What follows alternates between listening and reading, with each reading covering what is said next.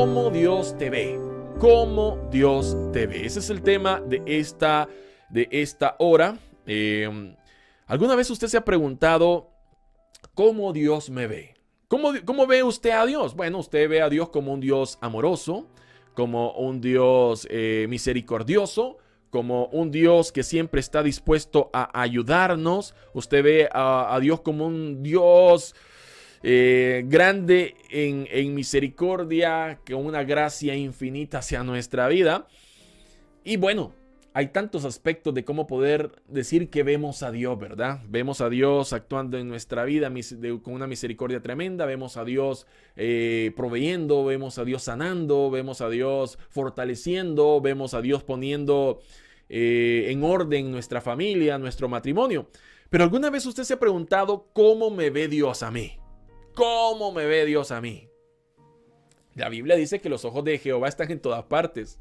Dice la Biblia de que Él escudriña nuestros corazones, que Él sabe cuáles son nuestras intenciones, cuáles son nuestros pensamientos. En pocas palabras, Él sabe todo de nosotros. No hay nada que nosotros podamos ocultar delante de Dios. Pero ¿alguna vez usted se ha preguntado qué concepto tiene Dios de nosotros, verdad? Cuando hablo de cómo me ve Dios, estoy hablando de qué concepto tiene Dios de nosotros. ¿Qué es lo que Dios ve en nosotros? ¿De qué manera Dios nos ve? ¿Alguna vez se ha preguntado? Bueno, Dios veía a David como un hombre conforme a su corazón. De esa manera veía Dios a David. Pero ¿será que Dios también nos ve a nosotros de esa manera? ¿Será que Dios nos ve de alguna forma que a lo mejor nosotros mismos no nos alcanzamos a ver? ¿Será que Dios tiene un concepto de nosotros que ni nosotros mismos podríamos pensar que Él tiene ese concepto de nosotros? ¿O será que Dios tiene un concepto muy diferente al que nosotros creíamos que Él tenía? La Biblia habla acerca de la historia de un hombre que se llama Gedeón. Un hombre que vivió en la época de los jueces. Usted lo va a encontrar en el libro de los jueces en la Biblia. El libro de los jueces en la Biblia está lleno de algo que se llama un círculo vicioso. ¿Por qué se llama un círculo vicioso? Bueno, después que el pueblo de Israel, saliera, digamos, del tiempo de los 40 años de andar en el desierto y comenzaron a formarse como nación, ellos comenzaron a hacer las cosas mal. Habían jueces, es decir, habían personas que eran quien impartía justicia, quien los dirigía, quien los guiaba. Era la época de los jueces. Pero ellos cometían un error. ¿Por qué? Dios les decía, vengan, yo los voy a bendecir, pero no vayan a adorar a otro Dios. Entonces venían los israelitas, llegaban a ese lugar y comenzaban a hacer lo que Dios les había dicho que no hicieran. Comenzaban a adorar a Dios. Después de adorar a Dios, ellos caían cautivos. O sea, eran conquistados por la nación al cual ellos adoraban al Dios. Entonces, cuando ellos eran cautivos, cuando ellos eran sometidos por esas naciones, venían y se arrepentían y lloraban y le decían, Señor, perdóname, líbranos de esto. Entonces venía Dios, levantaba a una persona como juez y esa persona era el encargado de guiarlos para liberarlos de ese pueblo. Una vez los haya liberado, el pueblo de Israel nuevamente libre, Dios les decía, miren, no vayan a adorar a esos dioses paganos. El pueblo de Israel nuevamente volvía otra vez a adorar se olvidaba de Dios y volvían a adorar a dioses paganos y Dios permitía que nuevamente cayeran cautivos ante un pueblo enemigo. Nuevamente el pueblo de Israel lloraba, se arrepentía y le decía a Dios, por favor perdónanos. Dios enviaba a otro juez, los liberaba y así sucesivamente. Por eso le llaman el círculo vicioso del pueblo de Israel. Muy parecido a lo que nosotros hacemos, ¿verdad? ¿No se da cuenta que es muy parecido al pueblo de Israel? Porque a veces Dios nos dice, no quiero que hagas tal cosa, no tomes esa decisión, no vayas a ese lugar, eso no te conviene. Y ahí vamos nosotros directo para, como que Dios nos haya dicho, anda, a eso quiero que hagas. O hacemos lo contrario muchas veces a lo que Dios nos dice, caemos en el error, somos cautivos por ese error, lloramos delante de Dios diciéndole, Señor, perdónanos, libéranos, sácame de esto, te prometo que ya no voy a hacer lo mismo. Viene Dios, nos libera de eso y después cuando ya nos sentimos libres, volvemos a caer en lo mismo, volvemos a pedirle a Dios, Señor, perdóname, libérame nuevamente de esto y Dios nuevamente nos libera y estamos constantemente en ese círculo vicioso, al igual que el pueblo de Israel. Pero en una de estas ocasiones, que el pueblo de Israel estaba repitiendo lo mismo. Mire lo que pasó. Vamos a leer la Biblia. Jueces capítulo 6, versículo 1 dice: y los hijos de Israel hicieron lo malo ante los ojos de Jehová, y Jehová los entregó en mano de Madián por 7 años. Y la mano de Madián prevaleció contra Israel. Y los hijos de Israel, por causa de los madianitas, se hicieron cuevas en los montes y cavernas y lugares fortificados. Versículo 3. Pues sucedía que cuando Israel había sembrado, subían los madianitas y amalecitas, y los hijos del oriente contra ellos subían y los atacaban. Y acampando contra ellos destruían los frutos de la tierra hasta llegar a Gaza. Y no dejaban que comer en Israel, ni ovejas, ni bueyes, ni asnos, porque subían ellos y sus ganados, y venían con sus tiendas en grande multitud como langostas. Ellos y sus camellos eran innumerables. Así venían a la tierra para devastarla. De este modo empobrecía Israel en gran manera por causa de Madián, y los hijos de Israel clamaron a Jehová. Ok. Los madianitas se estaban aprovechando de los israelitas. Los israelitas cosechaban, los israelitas tenían muchos animales, en cría, y cuando ya era el tiempo, sembraban, mejor dicho, y cuando ya era el tiempo de la cosecha, o sea, cuando era el tiempo de recoger lo que habían sembrado, lo que habían preparado, lo que habían trabajado, llegaba el pueblo, o llegaban los madianitas junto con otros 2 pueblos, y devastaban todo como langostas, dice la Biblia. Llevaban a sus ganados para que se comieran todo, hacían destrozos y dejaban sin alimentos a los israelitas. Entonces esto sucedía siempre. Entonces vinieron los israelitas y dice la Biblia, clamaron a Jehová. Cuando dice clamaron a Jehová, clamaron por su ayuda, ¿verdad? Ya no querían estar viviendo esa situación. El versículo 7 dice: y cuando los hijos de Israel clamaron a Jehová a causa de los madianitas, mire lo que dice el versículo 8. Jehová envió a los hijos de Israel un varón profeta, el cual les dijo: así ha dicho Jehová, Dios de Israel: yo os hice salir de Egipto y os saqué de la casa de servidumbre, os libré de la mano de los egipcios y de la mano de todos los que os afligieron, a los cuales eché delante de vosotros, y os di su tierra. Y os dije: yo soy Jehová vuestro Dios. No temáis a los dioses de los amorreos en cuya tierra habitáis, pero no habéis obedecido a mi voz. Oiga, pero no habéis obedecido a mi voz. En pocas palabras, Dios por medio de un hombre, por medio de un profeta, les estaba diciendo: miren, yo se lo voy a parafrasear. Yo los saqué a ustedes de Egipto, yo los saqué de esa esclavitud que estaban, los traje para acá, les dije que no tuvieran miedo a los dioses de los amorreos. Sin embargo, ustedes no obedecieron mi voz. Sin embargo, ustedes no obedecieron mi voz. Es decir, hicieron lo contrario a lo que Dios les había hecho. Una pregunta: ¿cuántos de nosotros hemos hecho lo contrario a lo que Dios ha querido y nos hemos metido en problemas? Solo porque no puedo levantar mis pies, no levanto mis pies también. Yo sé que tal vez usted también. En algún momento Dios nos ha dado una instrucción. En algún momento Dios nos ha dicho: no quiero que hagas tal cosa, no me gusta que hagas esto, no me gusta que hagas lo otro. ¿Y qué es lo que hacemos nosotros? Exactamente eso que a Dios no le agrada. Y nos metemos en problemas por eso en muchas ocasiones. Nos metemos en problemas, ¿por qué? Porque desobedecimos. Pero ¿no se ha dado cuenta usted que cuando nos metemos en problemas, lo primero que decimos es: Dios mío, ¿por qué permitiste que esto me pasara a mí? ¿Por qué permitiste que esto viniera a mi vida? Pero si Dios le estaba diciendo que no lo hiciera. Pero si Dios lo estaba guiando a otro lugar y usted decidió ir al lado contrario. Entonces, ¿cómo es posible que ahora vengamos y le digamos: Señor, ¿por qué permitiste esto? Cuando Dios nos dio claras instrucciones y muchas veces nosotros hicimos lo contrario y por eso nos metimos en problemas. Pero mire lo que pasó. Versículo 11. Y vino el ángel de Jehová y se sentó debajo de la encina que está en Ofra, la cual era de Joás Abieserita, y su hijo Gedeón estaba sacudiendo el trigo en el lagar para esconderlo de los madianitas. Vamos a imaginarnos la escena. Había un árbol grande, y también estaba por ahí que el dueño era Joás, y Joás tenía un hijo que se llamaba Gedeón.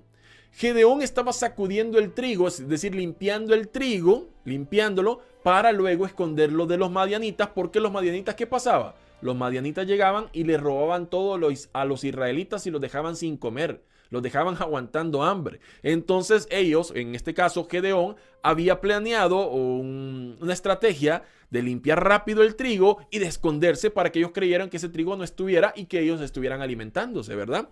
Pero mientras él estaba temeroso, viendo que los madianitas no vinieran, mientras estaba limpiando el trigo, porque ellos estaban escondidos, dice la Biblia que los israelitas habían hecho escondites, habían hecho cuevas, habían hecho lugares donde se escondieran de los madianitas para que cuando ellos vinieran a devorar toda la tierra, no los encontraran. Entonces en esas mismas cuevas donde estaban ahí, guardaban alimento ellos. Entonces Gedeón era uno de esos. Estaba limpiando el trigo para luego llevarlo a uno de los lugares que estaban escondidos para que los madianitas no los encontraran y con eso ellos pudieran comer. Es decir, el pueblo de Israel estaba viviendo una situación de temor.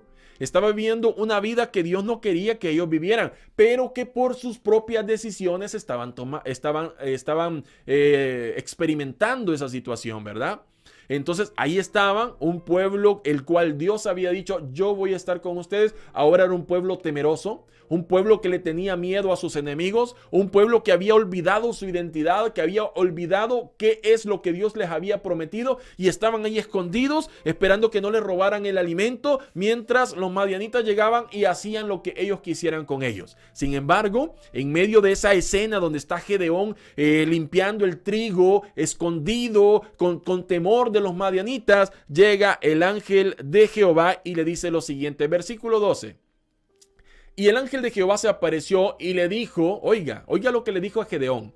Y el ángel de Jehová se le apareció y le dijo, Jehová está contigo, varón esforzado y valiente. Oiga lo que le dijo, varón esforzado y valiente. Parecía que era sarcasmo, ¿no? Parecía que estaba bromeando el ángel de Jehová, porque le estaba diciendo a Gedeón algo que en la práctica no estaba demostrando. ¿Qué es lo que estaba haciendo Gedeón? Sacudiendo el trigo para después ir y esconderse, para que los madianitas no los encontraran. Entonces, ¿dónde está lo esforzado? ¿Dónde está lo valiente? No había mucho esfuerzo, no había una valentía, porque ellos tenían temor de los madianitas. Pero el ángel de Jehová, cuando se le aparece, no ve con los ojos el momento, ese mismo momento donde él está temeroso, limpiando el trigo, sino que Dios ve más allá del momento ese. Dios ve en qué este hombre se va a convertir y desde ya lo llama de esa manera y le dice, Jehová está contigo, varón esforzado y valiente. Mire qué hermosa palabra, qué hermosa enseñanza nos deja esta parte de la historia. Nos deja la enseñanza de la forma de cómo Dios nos ve. Por eso le puse al tema, cómo Dios te ve. Porque Dios no te ve en este momento como tú eres. Dios no te ve con tus imperfecciones, con tus errores. Dios ve en ti lo que Él va a hacer en tu vida y lo que tú vas a llegar a hacer. ¿Sabes que cuando nosotros estábamos alejados de Dios, cuando no queríamos nada con Dios, cuando nos molestaba que la gente nos hablara de Dios, y ese día que Dios tocó nuestro corazón, Dios no nos vio como esas personas que éramos apáticas a todo lo que tuviera que ver con Dios. No nos vio como esa persona que teníamos rencor o menospreciábamos todo lo que tuviera que ver con Dios. No nos vio como esa persona mal hablada que éramos. No nos vio como esa persona mal pensada que éramos. No nos vio como esa persona chismosa que éramos. No nos vio como esa persona de carácter fuerte, explosivo que éramos, sino que nos vio como nosotros íbamos a ser cuando Él nos tomara en sus manos. Y es que Dios ve más allá de lo que nosotros vemos. Nosotros vemos a nuestra familia y decimos, a aquellos que todavía no se han acercado a Dios, decimos, no creo que ellos se conviertan algún día. No creo que un día ellos se acerquen a Dios. Es que tienen el corazón tan duro. Es que tienen el corazón tan difícil de poder acercarse a Dios que no creo que eso pase. Es que eso es lo que usted está viendo. Eso es lo que sus ojos humanos e imperfectos, ven, como los míos también. Nosotros podemos ver algo y hacer un juicio en base a lo que vemos. Pero Pablo decía algo muy bonito, ¿verdad? El apóstol Pablo decía, no vivo por lo que veo, sino por lo que creo.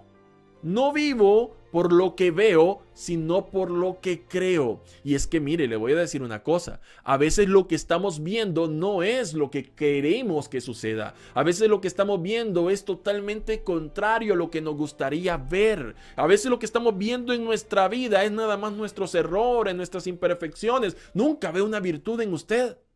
Mire, si de repente alguien le dice a usted, es que mire, somos tan negativos, pero tan negativos en todo, que si en algún momento de la vida alguien nos dice a nosotros, mire, qué bonita se ve, qué bonita se le ve esa camisa. Nosotros, como somos tan negativos, decimos, ah, sí, pero es que como que el color no me da. Pero si le están diciendo que se le ve bonita. Hay gente que se le dice, mire qué bonita anda peinado. Ah, sí, pero es que no me gusta el color de cabello que tengo. Ah, sí, es que muy corto lo tengo. Si le están diciendo que tiene un cabello bonito, ¿por qué está siempre de negativo? Se da cuenta, en cosas pequeñas nos damos cuenta lo negativos que nosotros somos ante las cosas, ante la visión de la gente y a veces hasta en la visión de Dios, porque no podemos creer de que Dios nos ve como nosotros vamos a llegar a ser y no como en este momento somos. ¿Usted cree que cuando yo andaba en el mundo, cuando yo andaba sin esperanza, cuando yo no quería nada con Dios, usted cree que yo me veía como alguien que un día iba a estar compartiendo un mensaje de parte de Dios? De ninguna manera. Yo jamás en mi vida me vi de esta forma.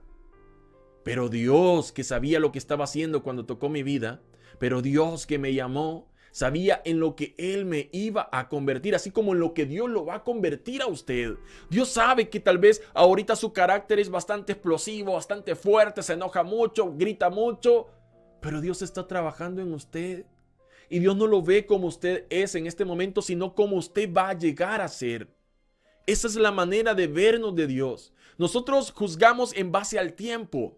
Nosotros vemos a la gente en base al tiempo. Decimos, no, ya pasó un mes y esta gente no cambia, ¿verdad? Dice que ya le entregó su vida a Dios y sigue igual.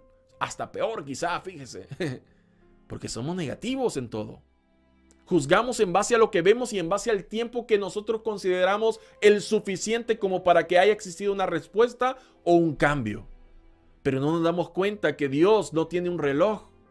Que Dios no se guía por un día, por una semana, por un mes o por un año. Que el tiempo de Dios no tiene un cronómetro, que no tiene un reloj, no tiene agujas.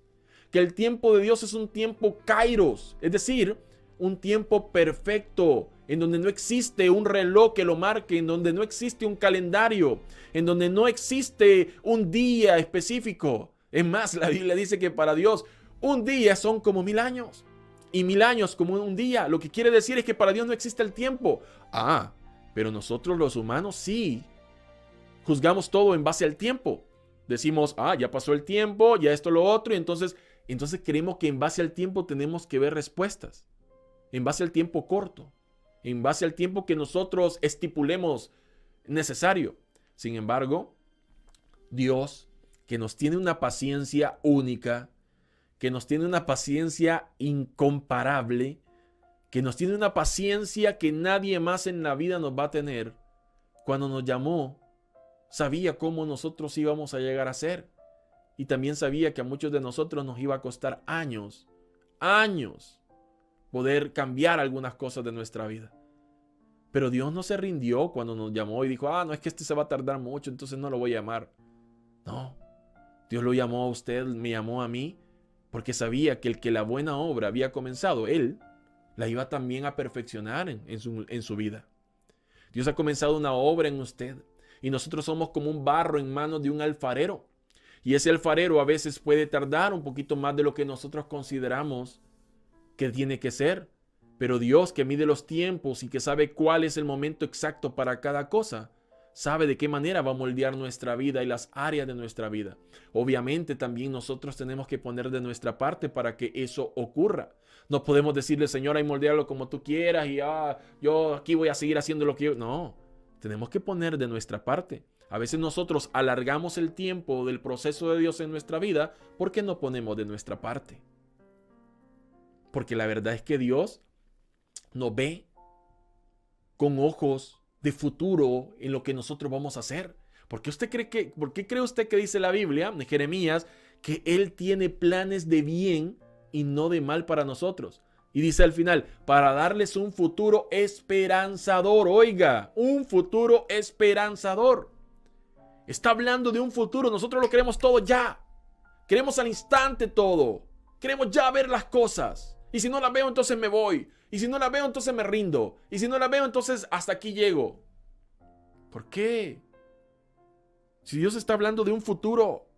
Dios está hablando de un tiempo que va más allá del nuestro. Que Dios nos ve de una forma como ni nosotros mismos nos vemos. Mire lo que pasó el versículo 12. Viene Dios y le dice a Gedeón, Jehová está contigo, varón esforzado y valiente. Él estaba temeroso, no era valiente, no era esforzado, estaba rápido limpiando el trigo para luego irse a esconder de los madianitas, junto con todo su pueblo. Pero Dios, que ve el futuro, que sabe lo que nosotros vamos a llegar a hacer y que por eso nos llama, le estaba diciendo esforzado y valiente. Jehová está contigo, es decir, yo estoy contigo porque tú vas a ser un hombre esforzado y valiente. Mire la respuesta de Gedeón, versículo 13. Y Gedeón le respondió, Señor mío, si Jehová está con nosotros, ¿por qué nos ha sobrevenido todo esto? Mire lo que estaba diciendo Gedeón. Mire que esta historia deja tantas enseñanzas. Me podría detener aquí horas y horas hablando de esto, pero me tengo que adelantar un poquito porque luego me agarra la tarde. Dice, y Gedeón le respondió, Señor mío, si Jehová está con nosotros, ¿por qué nos ha sobrevenido todo esto? ¿Le parece conocida a usted esa expresión? ¿La ha escuchado en alguna ocasión? ¿La ha dicho usted mismo en alguna ocasión? ¿La ha pensado usted mismo? Si Dios está conmigo, entonces ¿por qué estoy pasando esta escasez? Si Dios está conmigo, entonces ¿por qué estoy pasando esta enfermedad? Si Dios está conmigo, entonces ¿por qué hay problemas en mi familia? Si Dios está conmigo, ¿por qué mi matrimonio está a punto de terminar? Si Dios está conmigo, ¿por qué mis hijos cada día están más rebeldes?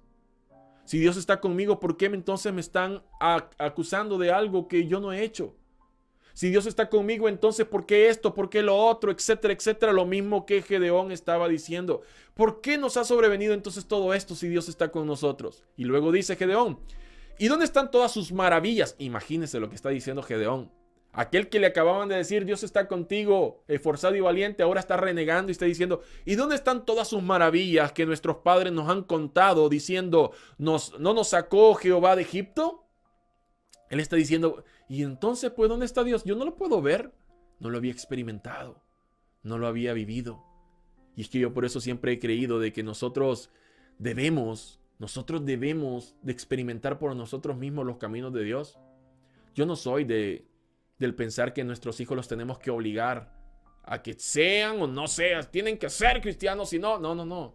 Pienso de que nuestros hijos debemos de criarlos de tal manera que no se sientan presionados, que ellos sientan el deseo, que tengan el deseo de buscar de Dios, que de ellos salga el deseo. ¿Por qué? Porque de esa manera ellos van a conocer a Dios. Pero si yo se los impongo, si yo los trato de obligar a que hagan lo que yo quiero que hagan, lo que yo estoy haciendo, entonces es como esclavizarlos a lo que yo quiero y ellos no van a conocer a Dios. Ellos solo van a haber escuchado lo que yo les conté de Dios, pero no lo han experimentado porque nunca tuvieron una relación personal con Él. Solo escuchaban historias. Es lo que le pasaba a Gedeón. A Gedeón le habían contado que Dios los había sacado de Egipto, que había hecho maravillas, pero él, viviendo esa vida que estaba viviendo de temor, no había experimentado ese poder de Dios que él decía.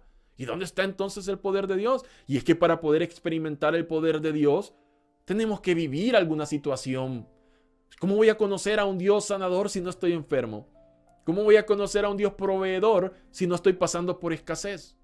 ¿Cómo voy a conocer a un Dios fortalecedor si no estoy pasando por un desánimo?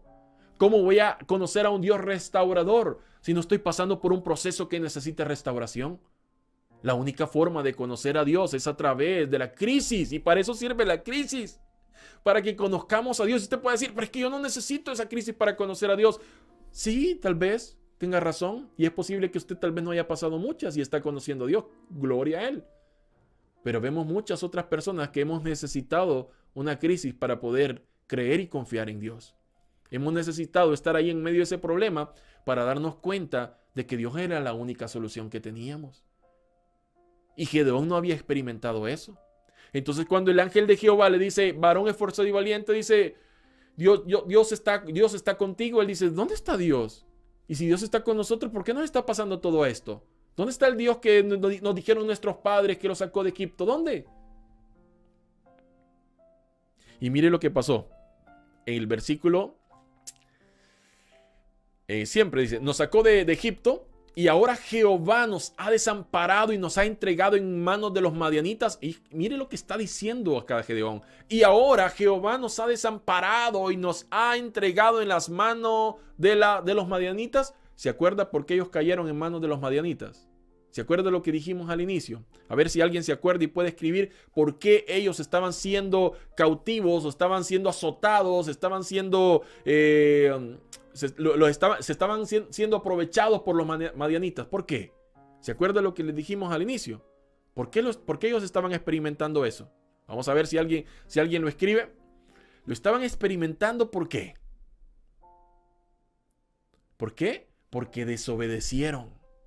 Porque, exacto, Marlene Uribe, porque desobedecieron. Es decir, Dios cuando llegaron a esa tierra les dijo, no vayan a adorar a los dioses de ese pueblo, porque yo estoy con ustedes. ¿Y qué hicieron ellos? Desobedecieron. ¿Qué hicieron ellos? Lo contrario a lo que Dios les había dicho. ¿Y qué está haciendo aquí Gedeón? Echándole la culpa a Dios. Porque está diciendo, y ahora Jehová nos ha desamparado y nos ha entregado en manos de los madianitas. ¿Que acaso no Dios les había dicho que no adoraran a sus dioses, pues? ¿Acaso no Dios les había prometido que Él iba a estar con ellos, que no le tuvieran miedo? ¿Y qué hicieron ellos? Exactamente lo contrario a lo que Dios le estaba diciendo. ¿Y ahora qué pasaba? ¿Gedeón estaba culpando a Dios? Él nos ha desamparado. No te ha desamparado. Él me ha dado la espalda. No te ha dado la espalda. Porque hubieron decisiones que Dios te quería guiar hacia otro lado y tomaste tu propia decisión. Hay decisiones que te equivocaste en tomar, que sabías que no eran las indicadas y aún así las tomaste. Y ahora no me vengas a decir de que Dios tiene la culpa porque Él te ha desamparado, porque Él te ha dado la espalda. No. No seamos injustos. No queramos mentir, no nos queramos hacer las víctimas. Porque hay momentos en la vida en la que nosotros mismos hemos decidido a conciencia lo que estábamos haciendo, aún a sabiendas de que iban a haber consecuencias negativas para nuestra vida. Y aún así decidimos equivocadamente. Y entonces viene y cuando estamos ya en el problema porque decidimos mal, lo más fácil es echarle la culpa a Dios. ¿Y dónde está Dios, pues? Y si Dios estuviera conmigo, ¿por qué estoy pasando esto? ¿Quién le dijo a usted que se metiera en esas situaciones que no se tenía que meter? ¿Acaso no fue Dios quien inquietó su corazón y le dijo, hijo, no quiero que tomes esa decisión? Hijo, eso no te conviene. Hijo, no lo hagas. Y aún así, a pesar que usted no sentía paz en su corazón, a pesar de eso la tomó. ¿Y ahora qué? Echándole la culpa a Dios. No le estoy echando la culpa a Dios. Dios no tiene culpa de nada. Usted mismo decidió. Dios no le dobló el brazo y le dijo, decidí eso. No. No fue de esa manera. Y Gedeón aquí echándole la culpa a Dios estaba. Y mira el versículo 14. Y mirándole Jehová le dijo, ve con esta tu fuerza y salvarás a Israel de la mano de los madianitas. ¿No te envío yo? Le dice. Mire, es que tan lindo Dios. Es tan lindo Dios de que a pesar de los reclamos y de las locuras que nosotros podemos decir, ¿sabe qué? Él está enfocado en lo que quiere hacer en nuestra vida. Él está enfocado en lo que va a hacer con nosotros, en la forma como nos va a usar. A Dios no le importa a veces de que nosotros estemos, pero ¿por qué estoy aquí? Que lo otro. Y tanta excusa que tenemos. Dios lo que quiere, lo que está interesado es en hacer en nuestra vida lo que Él ha prometido hacer. Y viene y le dice, ve con esa tu fuerza y salvarás a Israel de la mano de las madianitas. ¿No te envío yo? Le dice. El versículo 15, entonces le respondió Gedeón, ¿verdad? Señor mío, ¿con qué salvaré yo a Israel? Menospreciándose a sí mismo. ¿Con qué salvaré yo a Israel? He aquí que mi familia es pobre en Manasés y yo el menor de la casa de mi padre. Oiga, se estaba menospreciando él mismo. ¿Sabe que muchas veces Dios quiere obrar en su vida y usted mismo se menosprecia? Sabe que a veces Dios quiere hacer algo con usted y usted mismo se cree incapaz. Tal vez en alguna oportunidad Dios ha querido usarlo a usted para poderle hablar acerca de Él a otra persona. Y usted quizás ha dicho, es que yo no puedo hablar, es que eso no es lo mío, es que... Cuando Dios te llama, es porque Él te va a dar la capacidad. Cuando Dios toca tu corazón para algo, es porque Dios te va a dar la capacidad de poder hacer eso que te está enviando a hacer. Lo hemos visto durante toda la historia bíblica. Cuando Moisés fue llamado por Dios, Moisés dijo, es que yo soy tartamudo, no me pongas excusas, te voy a poner a tu hermano Aarón entonces. Cuando Jeremías dijo, soy como un niño, no me pongas excusas, yo te voy a enviar a las naciones, yo te escogí. Cuando Isaías dijo, es que yo soy un hombre de mal hablar, vení, voy a tocar tu lengua y te voy a limpiar por completo. Siempre que hubo una excusa, Dios siempre nos utilizó, porque cuando Dios te llama, Dios te utiliza de la manera que Él quiere utilizarte, te va a capacitar para esa tarea que te va a encomendar, te va a dar la capacidad y sobre todo lo más importante, te va a dar su respaldo. No te menosprecies nunca. No creas que no eres capaz de hacer aquello que nunca has hecho. Si es Dios quien te está llamando, si es Dios quien te está impulsando a hacerlo, hazlo. Porque Dios te va a respaldar, porque Él estará contigo. Y si Dios está contigo, ¿quién contra ti?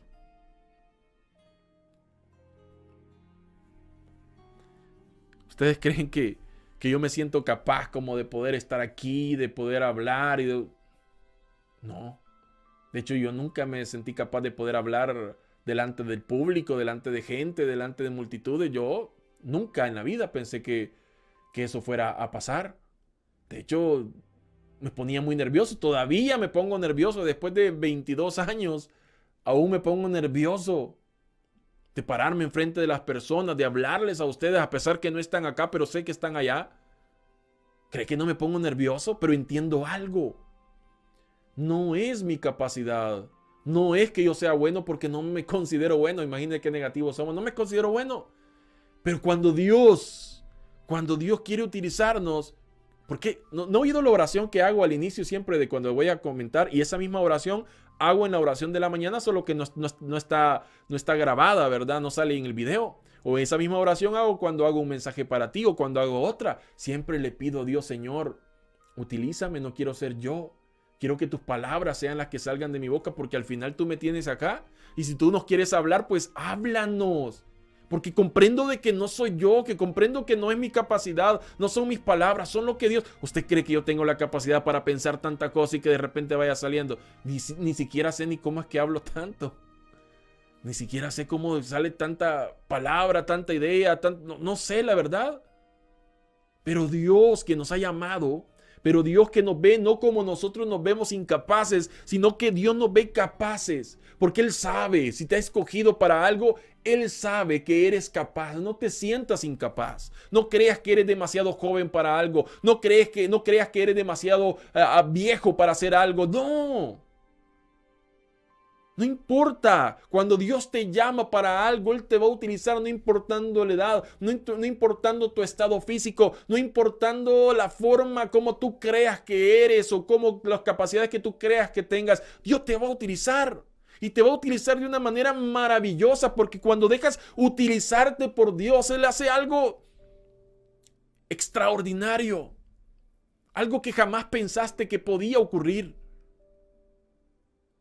Yo estoy seguro que aquí hay personas que han sido usadas por Dios en cosas que ni siquiera se imaginaron que podrían haber sido usadas. Pero que Dios te escogió para eso. Cuando Dios te escoja para algo, nunca te niegues.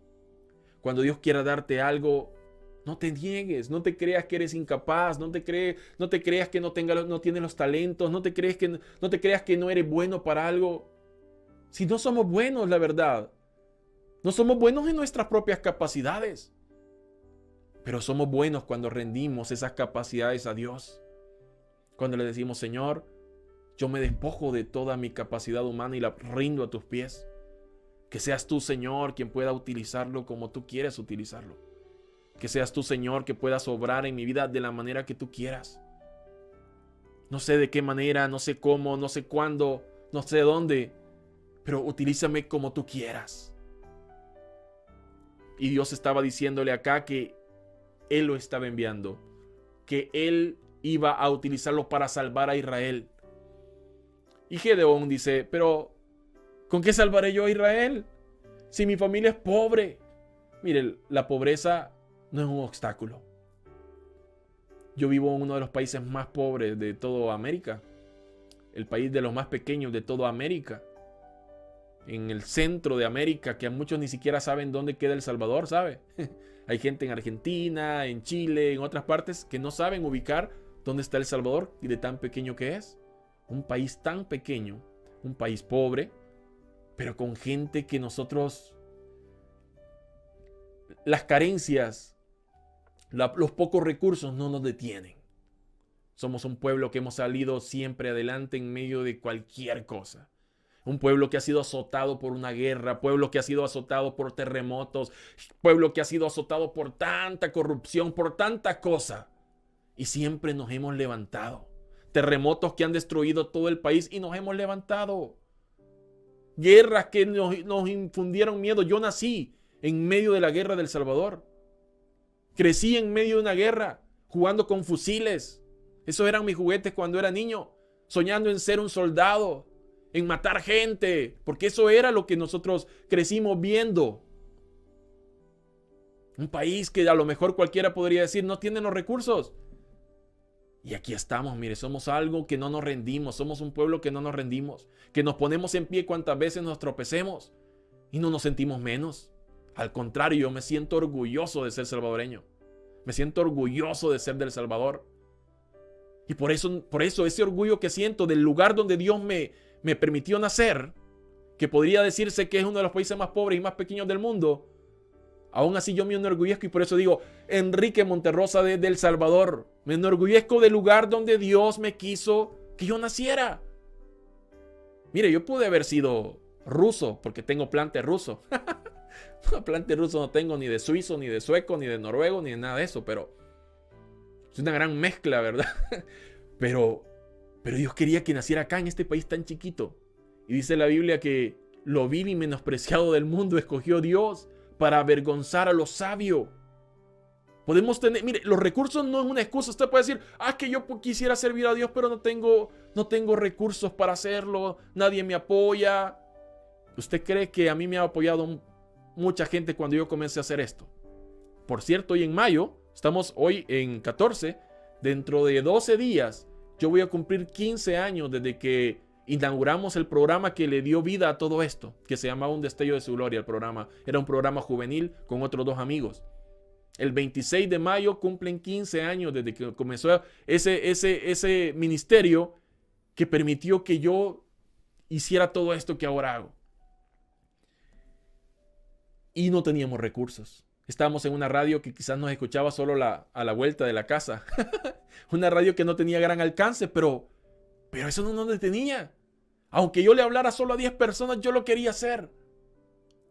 O sea, lo que le quiero decir es que nosotros podemos lograr grandes cosas. No sé si yo hubiese nacido en otro país donde tuviera más recursos, tal vez tuviera otra clase de cosas, o tal vez no hubiera hecho nada. Pero en medio de lo poco, Dios nos puede dar mucho y hacernos llegar a tanta gente. ¿Sabe que hoy me puse a escuchar a leer y a escuchar muchos testimonios y por eso yo le dije a mi esposa, mira, hoy ando bien sensible. Bien sensible porque me puse a escuchar audios, me puse a escuchar, a leer algunos comentarios de ustedes en los diferentes videos, por WhatsApp y por Facebook. Y cuando escuchaba las voces de muchos de ustedes decir, es que me ha sido de bendición, es que Dios está cambiando mi vida, es que esto y lo otro, mire, me conmovía tanto que no le voy a mentir que estaba llorando y mi esposa llegó y me vio y es que estaba llorando porque me sentía gozoso de saber de que de alguna manera el trabajo que hacemos puede bendecir aunque sea una persona, aunque sea una. Con que una sea bendecida, el trabajo está cumplido. Dios está haciendo lo que Él nos ha mandado a hacer, que es a bendecir a las personas. Y cuando oía audio de algunos de ustedes y me contaban algunos de ustedes los problemas que estaban pasando y aún así me decían, pero aunque Dios no me responda, yo voy a seguir confiando. Y si Él no me quiere responder, pues que no me responda, yo siempre lo voy a seguir. Es que eso conmueve mi corazón. El saber la clase de fe que estamos logrando. Que pese a no ver los resultados que quisiéramos ver, lo primero en nuestra vida siempre va a ser Dios. Lo primero en nuestra vida siempre va a ser Dios. Yo podría estar haciendo muchas cosas que cualquier otro de mis amigos en este momento están haciendo. Podría estar viendo una película, podría estar jugando, podría estar dormido, podría estar leyendo un libro que no tiene nada que ver con esto que estoy haciendo. Pero Dios ha querido que esté acá, no por las buenas capacidades que tenga, no por los recursos que tengo, porque no tengo los recursos que me gustaría tener. Pero cuando Dios te llamó, cuando Dios me llamó, no se puso a fijar en los recursos, no se puso a fijar de qué tan bueno tú eras para algo, no se puso a fijar de las malas cualidades que tal vez tenías, sino que vio todo lo contrario. Vio en ti a alguien que no se iba a rendir. Vio en ti a alguien que a pesar de la tormenta se iba a mantener de pie. Vio en ti a alguien que no iba a rendirse, de seguir buscando hacer su voluntad. Que iba a tropezar, sí, pero cada vez que se tropezaba se levantaba nuevamente y lo volvía a intentar. Porque nosotros no somos de los que retrocedemos. Porque nosotros no somos de los que renunciamos. Nosotros somos de los que avanzamos, de los que no nos detenemos. Que el enemigo nos quiere detener, que nos quiera detener, pero no le vamos a dar gusto. No le vamos a dar gusto porque no fue Él quien nos llamó.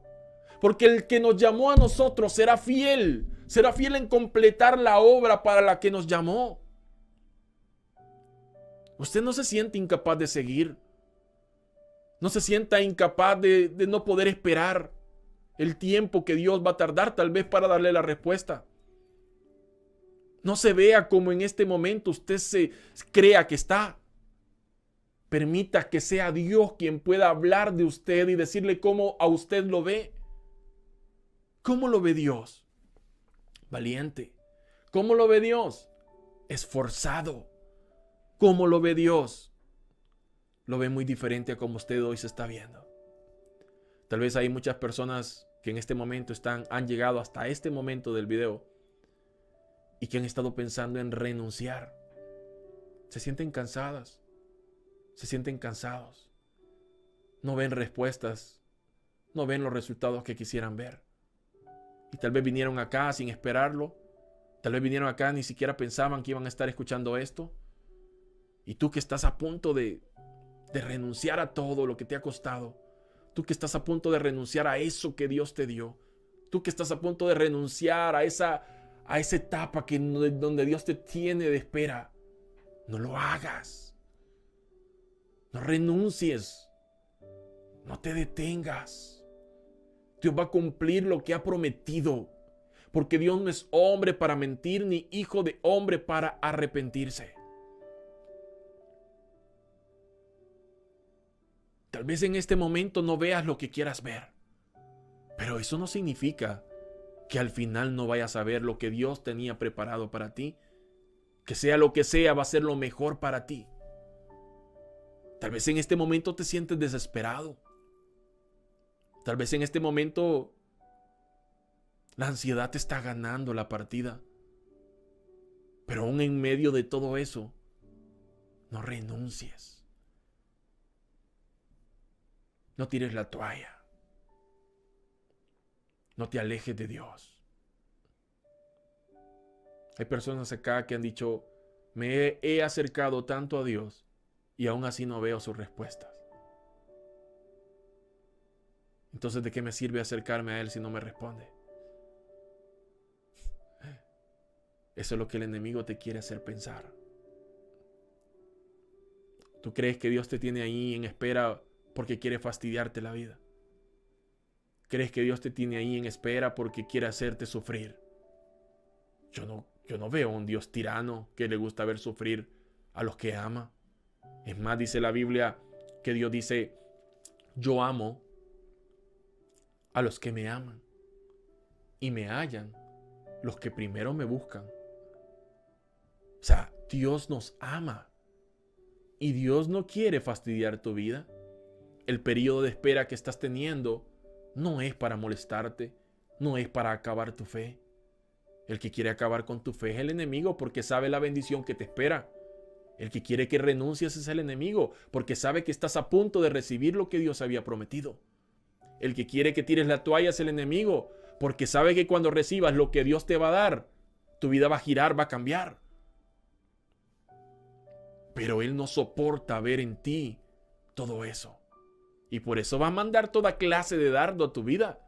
Y por eso va a mandar toda clase de pensamiento que te quieran hacer creer que no eres capaz de seguir adelante, que no eres capaz de hacer lo que Dios te mandó a hacer. Él no fue ni siquiera capaz de alabar a Dios por toda la eternidad. No fue capaz de darse cuenta en qué posición estaba, sino que quería ser como Dios.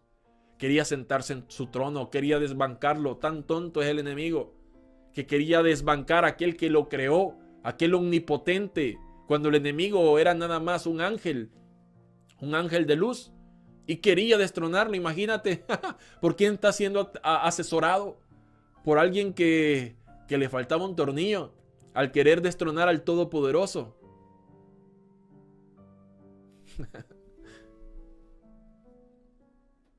En cambio, Dios que en realidad quiere lo mejor para nosotros, sabe cuáles son sus tiempos, sabe cuál es su propósito, sabe qué es lo que va a llegar a tu vida y lo que no va a llegar a tu vida, sabe qué es lo que va a hacer y lo que no va a hacer en tu vida, y sabe en qué momento revelarte todo eso a tu vida cuando tú estés preparado tanto para recibir un sí como un no.